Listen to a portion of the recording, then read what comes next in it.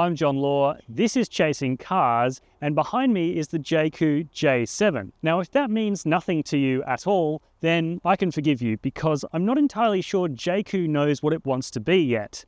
It's a sub-brand of Chery, a Chinese car maker that you might know for the Omoda 5 and the Tiggo. Omoda and Tiggo are also sub-brands.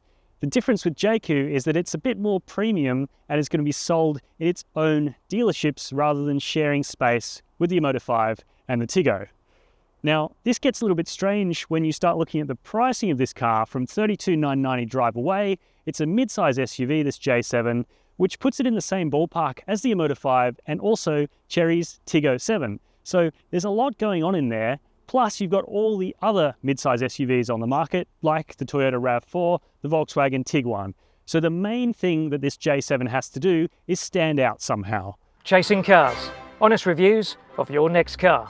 Brought to you by The Jaecoo J7 is not the first SUV from China to take inspiration from a certain British off-roading brand. And I don't think that's any mistake on Chery's part. Jaecoo describes itself as a rugged urban SUV brand and says that this J7 brings premium features to the adventure SUV segment. It's really leaning into Range Rover Evoque. Tell me if you think I'm wrong, but I can see a lot of that in here. It's even got the pop-out door handles, as you can see down the side, pioneered by the JLR group. There are some sort of saving graces that are a little bit interesting, in my opinion.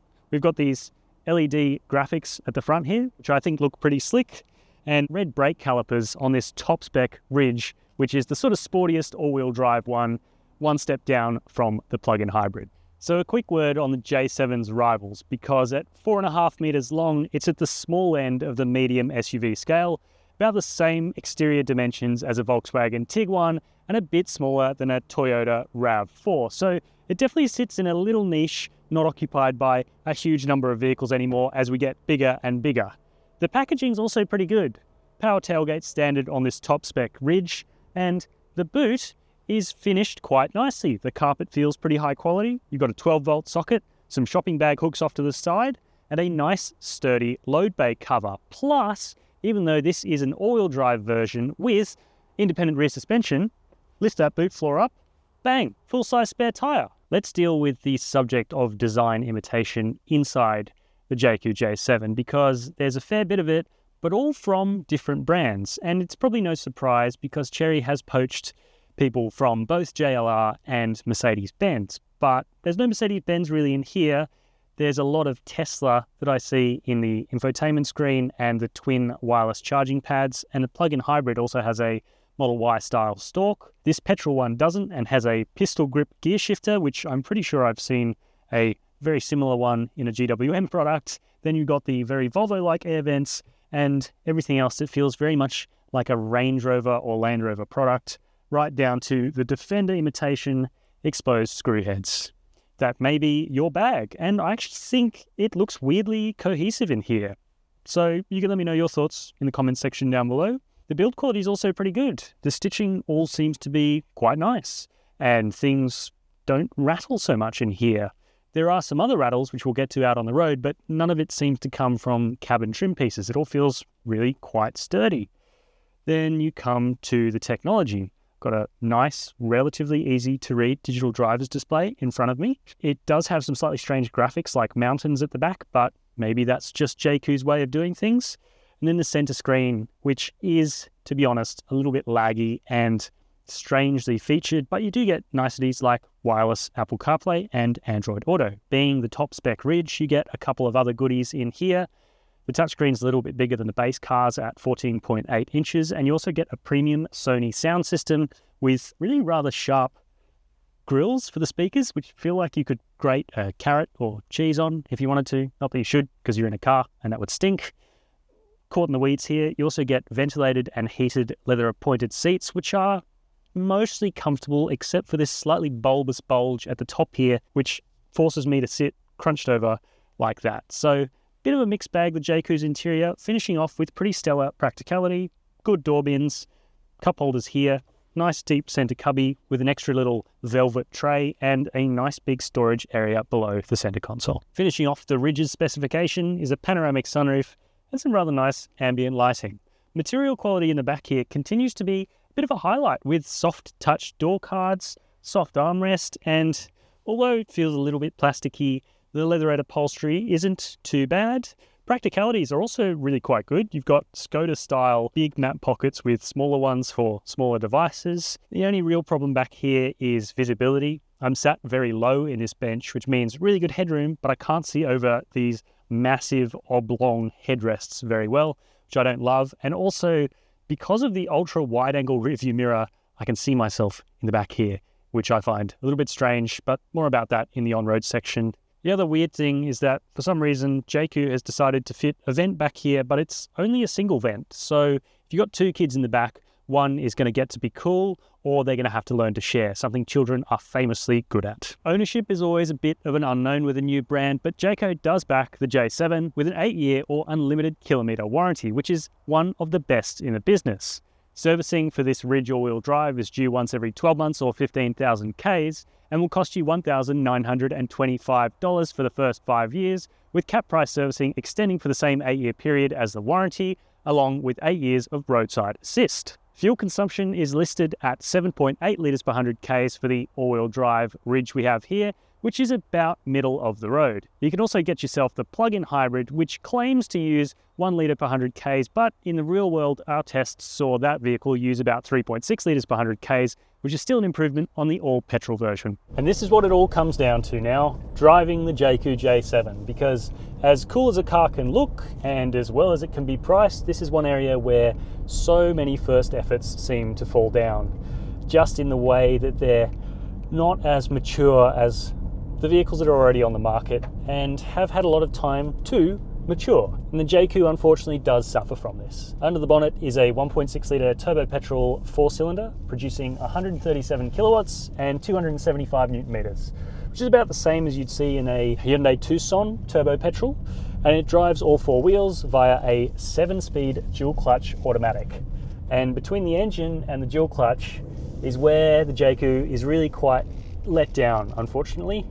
The engine is sort of powerful enough, but it lacks torque. It doesn't feel full-bodied like a Volkswagen turbo petrol.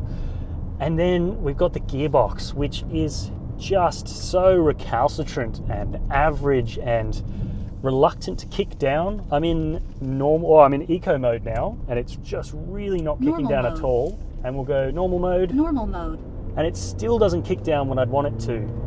And the manual control for the shifter is just a bit awkward. You've got to press M on the side, and then you're never really sure if you're in manual or if you're actually going to shift into neutral, as I just did then. So I think there's some real work to be done on drivetrain calibration and quietness, because the 1.6 can be quite noisy when you're up on the move and you're asking a fair bit of it, and you need to, because the power band is quite small for a turbo petrol engine. Then we come to the steering, which in this petrol model is a little bit better, but it's still so disconnected and so vague. You get very little feel for what the tires are doing, and although you may say that that kind of thing's only for enthusiasts, really it makes a huge difference to everyone, because if you can trust the grip levels in the wet, you feel a lot more confident about the car, and you simply can't do that with the Jaekoos. The biggest problem, I think, is the lack of self-centering as well. So you actually sort of need to lock off yourself as you come out of a corner a little bit. You can't just allow the steering wheel to do it for you. And that's a shame, because it feels like under layers of this kind of gloopy yuckiness, there is some talent to the J7. When you start asking a fair bit of it through twisty corners, it does stand up. It's got a quite nice, predictable chassis balance, which I was surprised to find. It doesn't do anything strange as you approach the limit.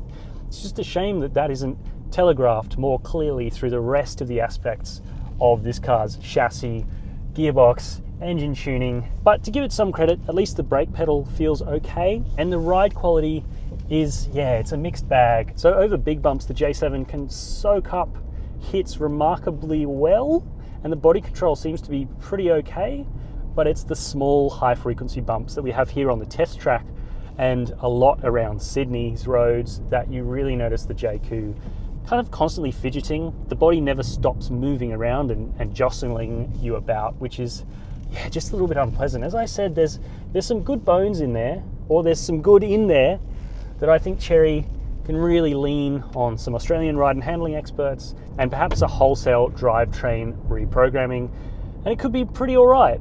I say this especially because Jaecoo and Chery parent company have shown they're open to modifying tunes. For example, the safety systems in this car are a long way ahead of what was launched with the original Emotor 5. You remember us all whinging about that, how annoying the driver attention monitoring was, how bad the lane keep was.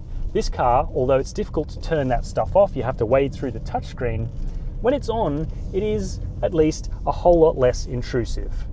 Not to say the adaptive cruise control is good, because it isn't. It still pulses massively, like a lot of gas and a lot of brake when you're just trying to hold a steady speed on the freeway, but at least there is some progress there. So it's encouraging to see. And as I said, just on the whole, generally, I think the J7 has some promise deep in there somewhere. It's just that some engineers have to get in there, unlock it, stiffen the chassis a little bit to see if it can't be made to feel a little bit more high quality and a little bit more premium. But I guess that's what you get when you pay the low price. Still, it does have a little ace up its sleeve, this Jaecoo J7, but only in all-wheel drive Ridge trim. Let's check it out now. And then, this is supposed to be the J7 Ridge's party trick, bit of off-roading through a set of offset moguls. I'm gonna leave it in normal for the moment and see whether or not it can get past this little challenge. First bit's all right, and we'll stop here, pull up, wait till we got the wheel off the ground, stop there, go normal mode. Actually, just about winches it through. But what I'm going to do is pull it backwards and do the tricky bit, go into drive, get rid of this 360 cam, go off-road. Off-road mode. Off-road mode. And this should be pretty impressive, allegedly, because it doesn't have an open rear differential. It's got a torque splitting rear diff.